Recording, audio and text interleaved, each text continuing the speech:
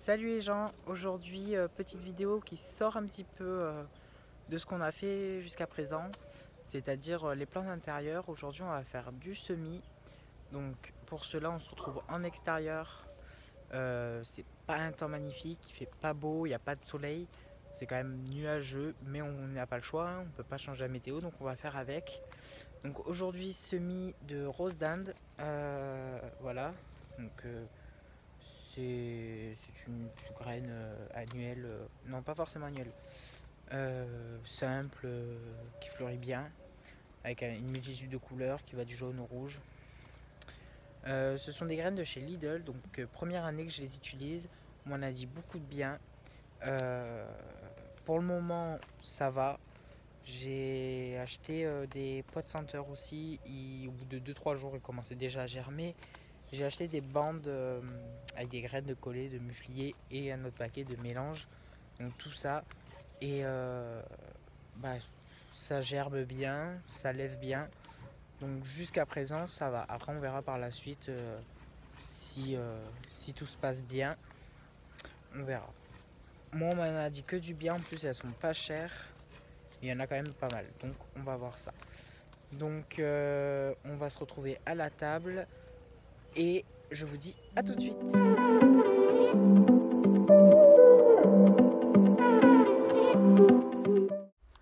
Donc, je fais un enregistrement de voix hors la vidéo, car pour des raisons techniques, il y avait mes chiens qui aboyaient, donc du coup, on m'entendait pas. Donc, je recommence. Donc, du coup, je procède dans une terrine non percée. C'est pas forcément ce qui est recommandé, mais moi, je fonctionne comme ça et ça fonctionne très bien. Tout ce qui est plus compliqué, c'est à gérer l'arrosage. Donc, la terrine, je vais la remplir de moitié de terreau universel non, non tamisé. Donc, avec tout ce qu'il contient, c'est pas du premier prix pour éviter que ce soit du terreau de trop basse qualité, mais c'est pas non plus le plus cher. Donc, on remplit donc avec tout ce qui fonctionne, tout ce qu'il y a dedans, on remplit de moitié. Ce qui permet aux jeunes plants d'avoir d'abord le terreau tamisé, donc plus facile, et après de consolider les racines avec leurs obstacles qu'ils rencontreront dans le terreau. Donc on tasse un tout petit peu. Là j'ai été un tout petit peu au-dessus de la moitié de la terrine, mais c'est pas gênant. On va tasser très très légèrement, pas trop fort, mais un petit peu quand même. Ensuite je prends mon tamis. Donc un tamis de maçon fait très bien l'affaire. Donc je secoue pour tamiser. Et on va remplir l'autre moitié. Un tout petit peu avant. Donc là vous voyez j'ai mis 2 poignées de terreau. Il y a quand même pas mal de pertes, mais on obtient quand même pas mal de terreau. Ensuite, on va tamiser très très légèrement. Faut vraiment pas beaucoup tamiser parce que les jeunes racines ne pourront pas faire. Faut surtout pas beaucoup tasser.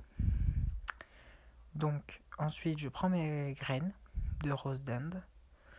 Alors, à ce moment-là, je ne sais absolument pas à quoi elles ressemblent.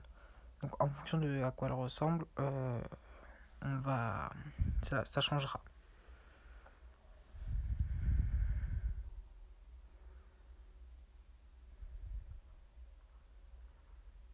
Donc là, je regarde à quoi ressemblent mes graines.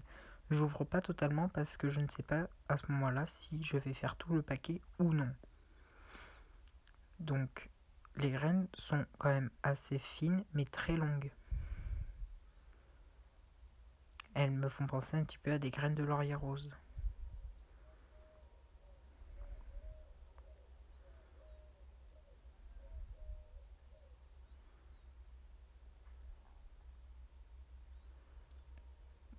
Donc vu qu'il n'y en a pas beaucoup, je vais faire tout mon paquet.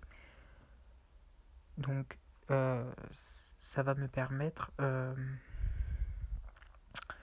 de bien pouvoir espacer les plants et donc éventuellement de pouvoir les distancer, les repiquer dans un peu plus de temps.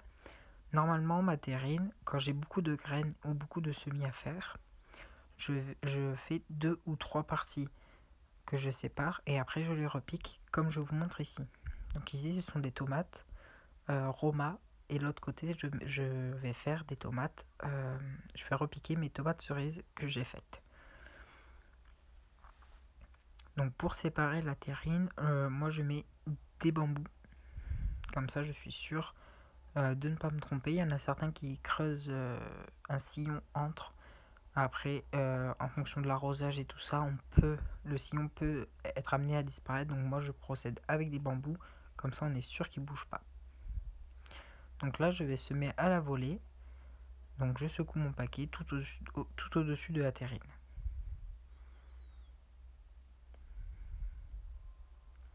Je vérifie qu'il n'y en a plus.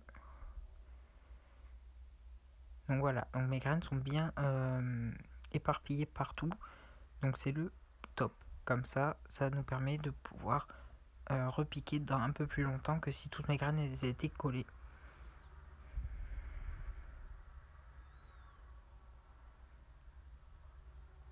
Donc là à ce moment-là je vous explique que la terrine est non percée, mais ça je vous l'ai déjà dit tout à l'heure. Donc après le terreau, avant de semer, vous pouvez arroser avant. Beaucoup de gens font comme ça, moi je ne le fais pas parce que je vois pas grande différence, mais vous pouvez avant. Moi j'arrose tout après. Donc là on va venir à nouveau tamiser, donc c'est 3 fois la hauteur de la graine, c'est vraiment rien.